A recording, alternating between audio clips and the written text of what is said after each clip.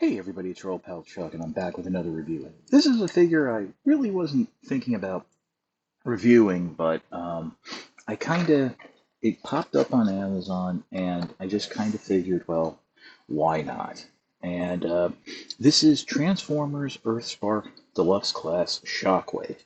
Now, this figure is a direct repaint with no alterations of the Cyberverse Deluxe Class Shockwave that, much like Optimus Prime, was released over 5 years ago. So unfortunately, I do not have that original version of the figure handy.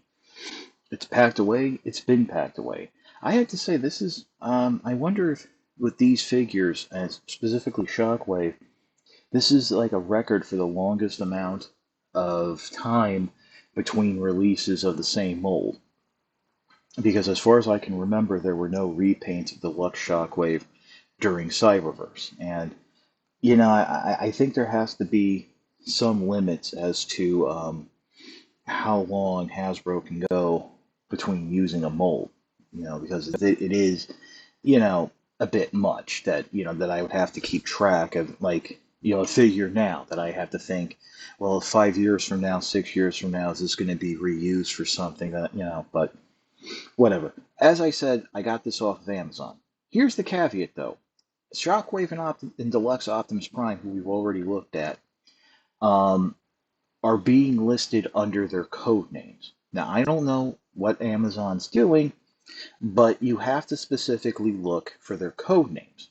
Or the easiest way that I found them is if you go to the Transformers Store Hub on Amazon and type in Earthspark Deluxe Class. Do not click on the Earthspark tab. These will show up. So I saw it, I grabbed it, and I gotta admit, it's actually not bad. And I looked over my old review, which I will link to at the end of the video, and I find myself enjoying this version of the mold a little bit better. I think the fit and finish is a little better. Um, I think they've improved some tolerances, or it could just be my copy. Now, besides what you see here, which is Shockwave and a little extra laser cannon, Shockwave does come with an alternate arm for the Mandroid Build-A-Figure. Now, you do not need this part or Shockwave to complete Mandroid, but are you going to give him a human arm or a robotic arm? And to be honest with you, this is all one solid piece. The only movement here is the hinge in the shoulder, which is a ball joint. So there'll be some forward and back movement and out to the side and inward, but there's no elbow. So, and judging by the look of the leg that came with Optimus Prime that had no knee joint, I don't think the human arm of Mandroid has an elbow either. So, would you like to use a boring human arm or a static robotic arm that's slightly bent and has a weapon molded into the side? Uh, yeah, but I got to be honest with you. You would think Hasbro would have no idea how to do Build-A-Figures, um, but I mean, this is going to be more like a slightly posable statue, I think. So we're starting off in the crab tank mode, which kind of is interesting. Is like this is a little bit closer to G1 than most people would realize. The original toy that Shockwave was based on, that the Astro Magnum or whatever it was called overseas, was supposed to be like a four changer. That there were different things like you flip out the feet in gun mode and stand it up. It's a weapon embankment, and then you take the barrel off and you split the arms. There's something else there. So the fact that this is like sort of like a stationary, like a moving cannon embankment, is kind of close to that. Um, as I mentioned, it does come with this rifle again, which is a very nice rifle, but I never saw Shockwave use it. I don't know if Shockwave's been introduced in Earthspark yet. So, I mean, I really don't know what's going on with that show, but I seriously doubt it's using this.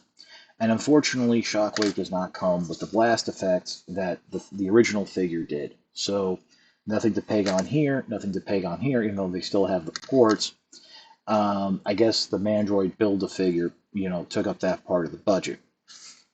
So, I mean, there's really not much to the spider tank mode.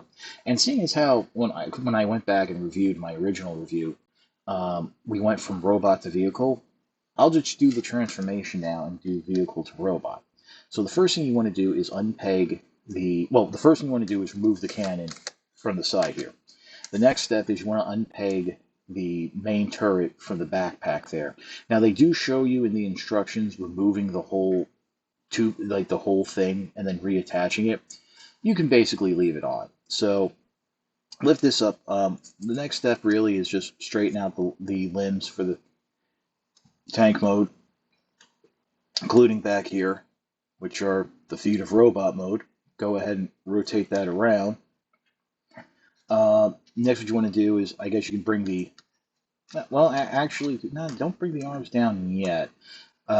Let's come into the front here and pull on this section, and then you're going to rotate it down, and that will snap tightly into place. And unpegging it isn't too bad. Getting it to rotate up over Shockwave's head is a lot tighter than I remember. I don't know. But then take these little spikes, rotate them down, just like so. You can then rotate up the backpack. That will snap into place right there. Bring up his horns. Rotate the arms down, and then rotate them around at the bicep. Oop. This arm, actually in the packaging was detached. It just likes to rotate off the mushroom peg right there.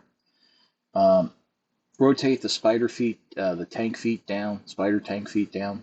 Open up this panel, flip up the hand. Now in the packaging, the tank feet, treads, legs, whatever, they come folded out like this. They're actually meant to fold up into the forearm and then close like that. I don't know if that was just strictly for storage. And the instructions really make no mention of that, so just go ahead and fold them up, close them like that. And now obviously the final step is bring the arm in, like the cannon in like so, and peg it in. And let me just show you for argument's sake that this is the tubing here. This is the tab. It actually, you want to make sure that this raised section is facing up, because there's a post there and there's a hole in the clear part that will just peg in. Now this rubber tube feels a lot easier to manipulate than the original tubing that came on the Cyberverse version. And in terms of color, what I can tell you is this is a lighter shade of lavender as opposed to the darker purple that was closer to G1. And instead of having the neon purple highlights going through most of the detailing, you have this flat gunmetal gray, and you have like a yellow on the chest as opposed to the same neon lavender paint type of coloring. One thing I am a little disappointed about is that they removed the detailing from Shockwave's head that highlighted the fact that he had a smaller face in that little crest part, like a smaller secondary eye. Also, much like on the Deluxe, the original Cyberverse toy, that eye is a 5mm port you can peg blast effects into. Now, in terms of articulation, as you saw, ball joints here at the shoulder, swivel at the bicep, 90-degree bend at the elbow. Again, this tubing is a lot easier to work with, so it's not pulling back down on the elbow, so you can get some movements out of that. Nice waist swivel. You actually even have some side skirting that can move out of the way, so you can use those universal joints at the leg. Swivel right above the knee, over 90 degrees knee bend, and very nice ankle pivot and movement. Oh, and the fists do rotate ever so slightly, and it's somewhat functional. So let's go ahead and bring this blaster back in, and you can just have Shockwave hold it. Or, like most people I think are going to do, there's a secondary peg here on the back that you can just peg it into, since, you know, Shockwave's got his main cannon. That's about all. So, like I said, it's a nice figure. You know, I mean, it's not bad, and like I said, I think I'm enjoying it a little bit more than the original release. So how about we pause, and we come back with my final thoughts. So Shockwave all in all is a solid figure. Now, is it something you need to rush out and buy? I would say not really. If you have that original Cyberverse figure, I really don't think you need to get this one. But if you're building the Mandroid, I would say try and get the um, the extra limb, just because I think it will look better. But then again, with the way people sell things, you might end up it might just be more cost effective buying the figure outright. But definitely, if you don't, as I said, if you don't didn't have that Cyberverse Deluxe, definitely pick this up to try it out because it is a good mold. It's a fun deluxe um, Shockwave mold, and like with a lot of these modern kid-friendly lines, this is like a Neo G1 style. So if you wanted like a deluxe Shockwave, that could work. Um, but other than that, the transformation is relatively simple, rather straightforward.